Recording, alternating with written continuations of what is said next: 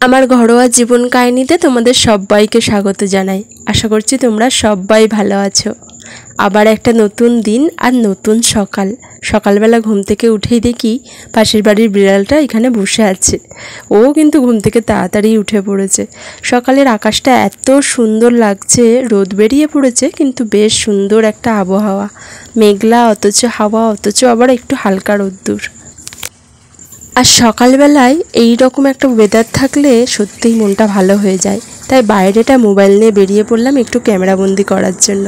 আকাশটা কিন্তু ভারী সুন্দর লাগছে, আর চারিদিকে পাখির ডাক সকালবেলা।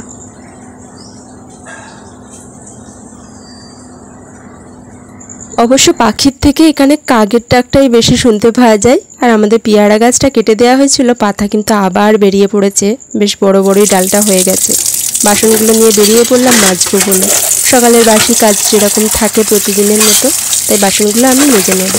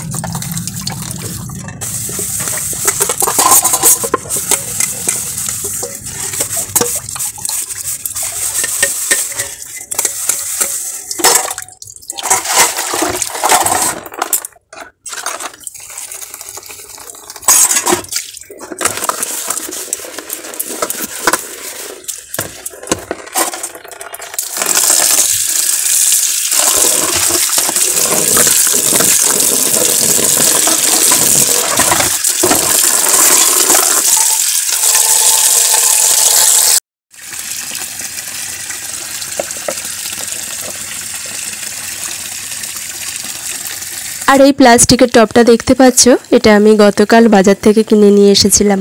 আর তোমরা দেখে নিশ্চয়ই বুঝতে পারছো আমি কি করতে চলেছি। আমি কিন্তু এর মধ্যে একটু গাছের চারা লাগাবো। তার জন্য মাটিটা একটু উর্বর করে নিচ্ছি, ভেঙে একটু শক্ত মাটি। এখানে তো আর সেই রকম উর্বর মাটি পাওয়া যায় না, তবে পাশের বাড়ি কাকিমাদের বাড়ি হবে বলে মাটি উঠেছে, সেখান থেকেই নিয়ে এসেছি। এটা হচ্ছে এঁটেল মাটি, একটু কালো টাইপের আর শক্ত। এঁটেল মাটিতে যদিও গাছপালা ভালো হয় না, তবুও ভাবলাম একটু বালি দিয়ে একটু মিশিয়ে যদি তুলতে পারি, কারণ এখানে অত উর্বর মাটি কোথায় পাবো। আমার শাশুড়িমা মাঝে মধ্যে কিনে রাখে, কারণ ওনার গাছ বসাতে ভীষণ শখ। যতটুকু পারে এইটুখানি জায়গার মধ্যে মোটামুটি গাছ বসায়। আর সেই মাটি কিন্তু ছোট ছোট বস্তায় 100 টাকা করে বিক্রি হয়। এখন আর ওই মাটি আমি পাচ্ছি না বলে ভাবলাম এই মাটিতেই একটু বসানোর চেষ্টা করি, দেখি হয় কি না। হলে অবশ্যই আমি তোমাদেরকে দেখাবো। আর নতুন গাছের চারা যখন বেরোবে, কী যে মনের মধ্যে আনন্দ হবে, সেটা যারা গাছ বসাতে ভালোবাসে তারাই জানে। আমি অবশ্যই তোমাদের দেখাবো যখন নতুন চারা বেরোবে। আর এই যে বাপের বাড়ি থেকে নিয়ে এসেছিলাম, এটা হচ্ছে কৃষ্ণ তুলসীর দানা। আর এই দানাগুলোই আমি ছড়াবো। মঞ্জুরি সমেত এনেছিলাম। আমার ঠাকুমা বলেছিল যে মঞ্জুরি শুদ্ধ নিয়ে যা, তুই যখনই বসাবি তখনই এই গাছ হবে। আর আজকে ভাবলাম বর্ষা যখন শুরু হয়েছে তখন একটু এই দানা ছড়িয়ে দিই। এই সময় বৃষ্টি হলে তো কোনো চিন্তাই হবে না গাছ বেরোনোর।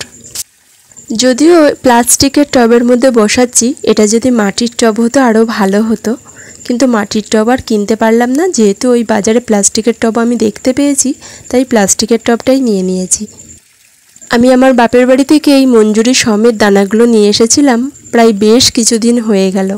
আর আমার বাপের বাড়িতে তো তোমরা দেখেছই চারিদিকে তুলসী গাছের চারা ভরে আছে। আর কথিত আছে তুলসী গাছ যেখানে থাকে সেটা হচ্ছে বৃন্দাবনের সমান, আমরা সেটা মানি। তাই আমি কিন্তু খুব তুলসী গাছ ভালোবাসি, আর আমি চাই আমার চারিপাশটাও যেন তুলসী গাছে ভরে থাকে। কিন্তু এখানে টবে বসানো ছাড়া আর কোনো উপায় নেই। আমার ওই হরি গাছটা যেটা তোমরা দেখো সেটা কিন্তু আমি অনেক যত্ন করে বড় করে তুলেছি। আর আমার ঠাকুমা বলে রাধা তুলসী আর কৃষ্ণ তুলসী যদি পাশাপাশি থাকে তাহলে কিন্তু ভীষণ ভালো। এইদিকে আমাদের বাড়িতে কি কি রান্না হচ্ছে চলো তোমাদের দেখাই।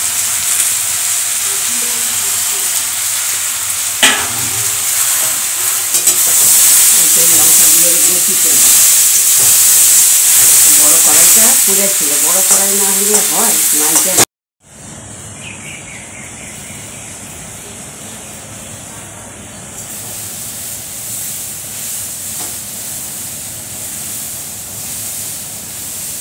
আকাশের ঘোর কিন্তু ভালো না, কখনো রোদ্দুর কখনো মেঘলা। এদিকে কয়েকটা আম নিয়ে এসেছে কর্তামশাই, আমি রেখে দিলাম ধুয়ে, খাবো পরে কেটে। আর এই কারকোলগুলো কাটবো, ভাজা করব। দুপুরবেলা ভাতের সাথে কারকোল ভাজা খেতে খুব ইচ্ছা করছে। আর ওইদিকে তো মা রান্না করেই নিয়েছে, তোমরা দেখলে।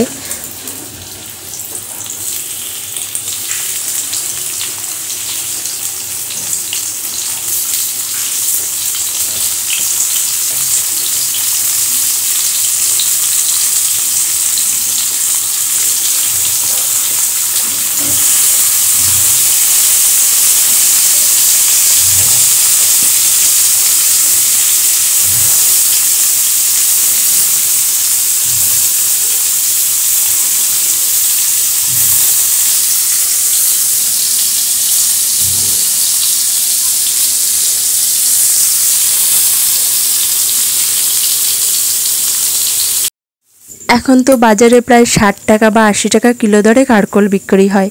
আর এক সময় আমার বাপের বাড়িতে ছোটোবেলায় আমাদের বাড়িতেই চাষ হতো।